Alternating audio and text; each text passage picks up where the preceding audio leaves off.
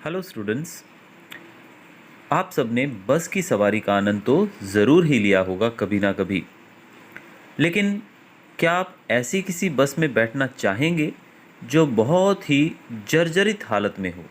जी हाँ, जब भी हम बस से सफ़र करते हैं तो हम अपने लिए एक ऐसी बस चाहते हैं जो देखने में भी सुंदर हो और जिसकी सीटें भी आरामदायक हों और जो चलने में हमें ऐसा लगे कि हमें मंजिल तक पहुंचा देगी। लेकिन यहाँ हम कहानी में एक ऐसी बस के बारे में जानने वाले हैं जो बहुत ही जर्जरित हालत में है। तो चलिए शुरू करते हैं story. I know you told your friend you're not okay. And tell me what's wrong and why you never said you felt that way. And guess you're trying to stay strong and fake a smile until I look away. But I've known you too long, it hurts to watch your blue eyes fade to gray. As you तो part 3 जो है उसका नाम है बस की यात्रा। हम 5 मित्रों ने तय किया कि शाम 4 बजे की बस से चलें। पन्ना से इसी कंपनी की बस सतना के लिए घंटे भर बाद मिलती है, जो जबलपुर की ट्रेन से मिला देती है। सुबह घर पहुंच जाएंगे। हम में से 2 को सुबह काम पर हाजिर होना था, इसीलिए वापसी का यही रास्ता अपनाना ज़रूरी था। लोगों ने सलाह दी कि समझदार आदमी इस शाम वाली बस से सफ़र नहीं करते। क्या रास्ते में डाकू मिलते हैं? नहीं, बस डाकिन है। तो यहाँ 5 मित्रों से कहानी शुरू होती है। शाम को 4 बजे की बस थी और उन पांचों मित्रों ने डिसाइड किया कि हम पांचों इसी शाम की 4 बजे वाली बस से चले जाएंगे और ये बस जो थी ये उनको सुबह घर पहुंचा देगी और इसी के द्वारा वो लोग जो हैं समय पर अपने काम पर भी पहुंच जाएंगे। उनमें से 2 लोगों को सुबह काम पर जाना था, तो यही सोचकर उन्होंने ये बस पकड़ने का फैसला किया। लेकिन समझदार लोग यही कहते थे कि कोई भी व्यक्ति इस बस से जाना पसंद नहीं करेगा, क्योंकि क्या रास्ते में डाकू मिलते थे? नहीं, उन्होंने कहा कि बस ही डाकिन थी, यानी कि बस ही लूट लेती थी लोगों को, जैसे डाकू लूट लेते हैं। बस को देखा तो श्रद्धा उमड़ पड़ी। खूब वयोवृद्ध थी, सदियों के अनुभव के निशान लिए हुए थी। लोग इसीलिए इससे सफ़र नहीं करना चाहते थे कि वृद्धावस्था में इसे कष्ट होगा। यह बस पूजा के योग्य थी, उस पर सवार कैसे हुआ जा सकता है। तो जब बस को देखा गया तो लेखक कहते हैं कि उनके ऊपर बस के प्रति उनकी श्रद्धा उमड़ पड़ी। ये बहुत ही बूढ़ी थी, यानी कि बहुत पुरानी बस थी। ऐसा लग रहा था कि इसको सदियों का अनुभव है और लोग इसमें सफ़र क्यों नहीं करना चाहते थे? क्योंकि इसके वृद्धावस्था में, यानी कि इसके बुढ़ापे में, वृद्धावस्था मतलब बुढ़ापा, इसके बुढ़ापे में इसको कष्ट ना हो, इसीलिए लोग इससे सफ़र नहीं करना चाहते थे।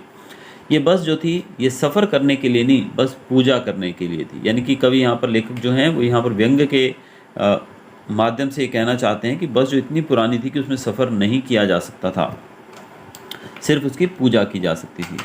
बस कंपनी के एक हिस्सेदार भी उसी बस से जा रहे थे। हमने उनसे पूछा, यह बस चलती भी है? वह बोले, चलती क्यों नहीं है जी, अभी चलेगी। हमने कहा, वही तो हम देखना चाहते हैं, अपने आप चलती है? हाँ जी, और कैसे चलेगी? गजब हो गया, ऐसी बस आपने अपने आप चलती है। तो बस कंपनी में कोई हिस्सेदार थे, यानी कि जो उनके पार्टनर थे उसी बस कंपनी के, वो भी इनके साथ उसी बस में सफ़र कर रहे थे। तो लेखक ने पूछा कि क्या ये बस चलती भी है? तो बोले, क्यों नहीं चलती है भाई, अभी चलेगी। तो लेखक कहने लगे कि हम भी देखना चाहते हैं कि क्या ये अपने आप चलती है, तो कैसे चलेगी अपने आप? और लेखक कहते हैं, गजब हो गया, ऐसी बस आपने अपने आप चलती है, कि ये बस जो है अपने आप चलती है। हम आगा पीछा करने लगे। डॉक्टर मित्र ने कहा, डरो मत, चलो, बस अनुभवी है, नई नवेली बसों से ज़्यादा विश्वसनीय है, हमें बेटों की तरह प्यार से गोद में लेकर चलेगी। अब जब बस चलने लगी तो लोग जो थे उसके अंदर ही, जो मित्र जो थे, ये सब आगे पीछे होने लगे, वे क्या करें, चलें कि नहीं इसमें।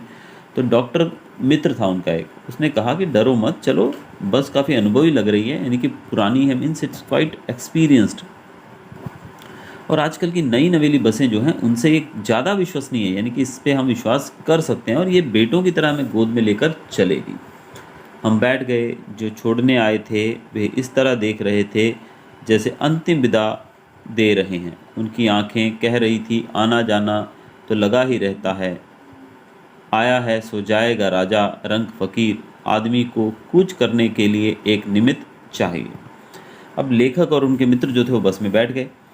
जो लोग उनको छोड़ने आए थे वो उनको इस प्रकार से निहार रहे थे जैसे कि उनकी अंतिम विदाई हो रही हो, जैसे कि वो अपनी आंखों से कह रहे हों कि आना जाना तो लगा रहता है, इस पृथ्वी पर कौन हमेशा के लिए रह गया, राजा रंक या फ़कीर सब चले गए हैं, आदमी जो है उसको कूच करने के लिए यानी कि उसको निमित्त मात्र चाहिए, यानी कि इंसान के जाने के लिए बहाना, एक निमित्त चाहिए।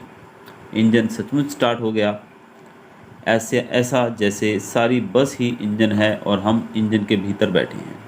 कांच बहुत कम बचे थे, जो बचे थे उनसे हमें बचना था। हम फ़ौरन खिड़की से दूर सरक गए। इंजन चल रहा था, हमें लग रहा था कि हमारी सीट के नीचे इंजन है। अब बस का जब इंजन स्टार्ट हुआ, लेखक जो है वो व्यंग्य के हिसाब से यहाँ पर बोलते हैं कि इंजन सचमुच स्टार्ट हो गया। अब सचमुच स्टार्ट हो गया मतलब वो मजाक करना चाहते हैं कि इंजन सचमुच स्टार्ट हो गया, यानी कि बस है तो स्टार्ट तो होगी ना। लेकिन वो कहते हैं कि ऐसा लगा कि जैसे पूरी बस ही इंजन है, यानी कि जैसे इंजन हलचल करता है, मूवमेंट करता है, वैसे पूरी बस हिलने लगी और ऐसा लगने लगा कि हम लोग इंजन के अंदर बैठे हैं, बस के अंदर नहीं। और बस के अंदर कांच जो खिड़कियों में लगे होते हैं काफ़ी कम थे, काफ़ी कम बचे थे। और लेखक फिर से व्यंग्य करते हुए कहते हैं कि जो बचे थे उनसे हमें बचना था, यानी कि कौन सा कांच कब टूटकर इनके ऊपर गिर जाए, इसलिए ये फटाफट से खिड़की से दूर हो गए और ऐसा लगने लगा जैसे हमारी सीट के नीचे ही इंजन लगा हो। बस सचमुच चल पड़ी और हमें लगा कि यह गांधी जी के असहयोग और सविनय अवज्ञा आंदोलनों के वक्त अवश्य जवान रही होगी। उसे ट्रेनिंग मिल चुकी थी, हर हिस्सा दूसरे से असहयोग कर रहा था। पूरी बस सविनय अवज्ञा आंदोलन के दौर से गुजर रही थी। सीट का बॉडी से असहयोग चल रहा था। कभी लगता सीट बॉडी को छोड़कर आगे निकल गई है, कभी लगता कि सीट को छोड़कर बॉडी आगे भागी जा रही है। 8-10 मील चलने पर सारे भेदभाव मिट गए। यह समझ में नहीं आता था कि सीट पर हम बैठे हैं या सीट हम पर बैठी है।